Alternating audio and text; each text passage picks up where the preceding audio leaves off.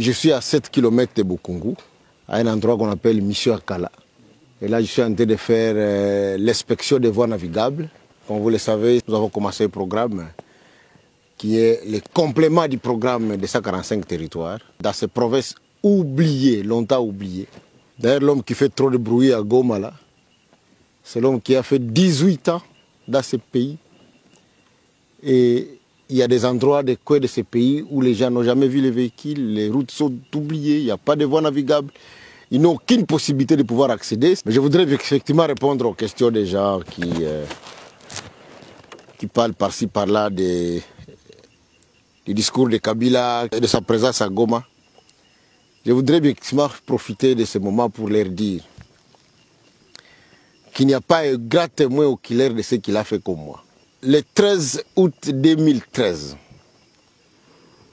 j'ai été arrêté après une émission à la radio de Magloire Palouk pour avoir dit que le FRDC et le M23 avaient un seul commandant qui s'appelait Joseph Kabila.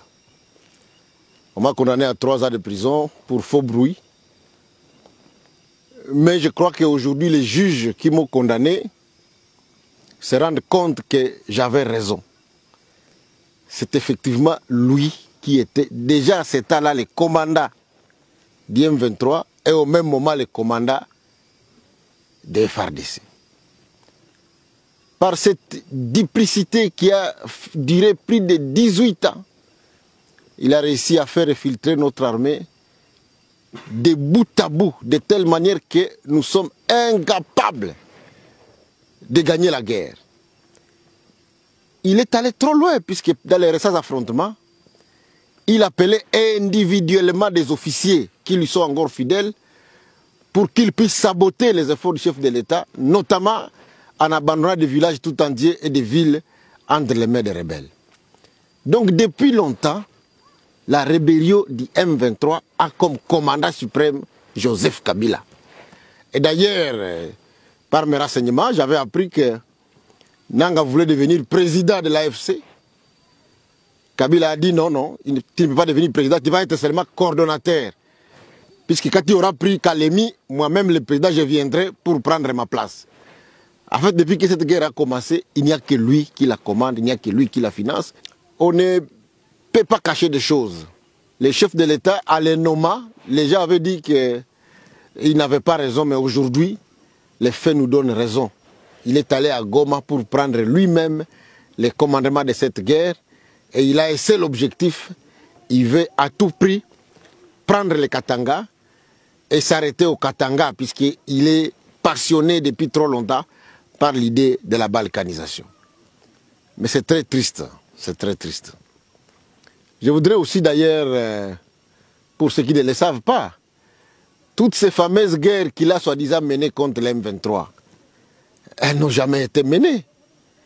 Nous avons été menés sur toutes les batailles, et même quand Mamadou Ndala, notre oncle de Wamba, et le général Baouma, notre ongle aussi de Isangi, lorsqu'ils ont décidé de mettre fin à cette guerre, ils ont fermé leur téléphone. Kabila ne savait pas les atteindre. Mais à la fin, vous savez ce qu'il en a fait. Il a tué Mamadou Ndala, il a tué aussi le général Baouma. Et aujourd'hui, lorsqu'il parle du Congo oriental, vouloir se porte-parole de Baswahili, je voudrais bien vous dire que lui n'a jamais été porte-parole de Baswahili. Il n'est pas digne de l'être. Mamadou Ndala, c'était Mousswahili. Baouma l'était aussi. Et même lorsque Katumbi a voulu devenir candidat président de la République, qui l'a empêché de devenir candidat? C'est lui-même. C'est pour vous dire qu'il ne peut pas prétendre que c'est lui qui est le porte-parole de Baswahili. Je voudrais d'ailleurs à cette occasion demander à mon frère Mboussa Nyamwisi que nous ici, nous sommes un peuple noble, un peuple respectable et un peuple respecté. Je sais qu'il n'est pas encore allé trop loin. Je voudrais vraiment lui demander d'arrêter d'appuyer Kabila. Kabila le trompe. Ce qu'il lui a fait avant-hier, il le lui fera encore aujourd'hui. C'est un ennemi de la République, il faut le traiter comme tel. tous ceux qui sont en train de prétendre qu'il va les aider, je crois qu'ils se trompent. Je voudrais d'ailleurs vous dire que nous avons choisi de défendre la patrie. Nous sommes des patriotes, nous sommes des Wazalendo. C'est grâce aux Wazalendo que Uvira n'est pas tombé, c'est grâce aux Wazalendo que le front n'est pas allé dans les Tanganyika et dans les Katanga. Malgré le fait qu'il y a certains qui essayent de saper l'image des Wazalendo, il y a certains d'entre nous qui affament les Wazalendo.